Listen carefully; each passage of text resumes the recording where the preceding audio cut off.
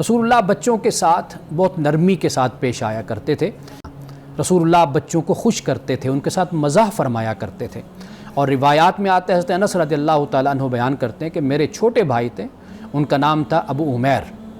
ابو عمیر یہ بچپن میں انہوں نے ایک چڑیا کو پالا ہوا تھا، اپنے ساتھ مانوس کیا ہوا تھا، اور اتفاق سے وہ چڑیا مر گئی۔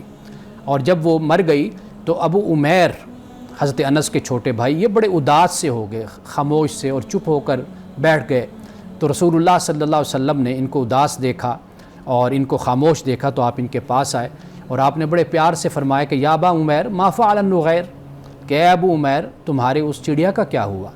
یعنی آپ کا یہ جملہ جو بر وزن جملہ ہے کہ ابا عمیر ما فعل النغیر، تو اس جملے سے کیا ہوا؟ اس کے وزن سے اور اتنی خوبصورت بات سے وہ بچہ جو ہے وہ کھلکھلا اٹھا اور وہ حشاش بشاش ہو گیا، یعنی اس کی اداسی ختم ہو گئی۔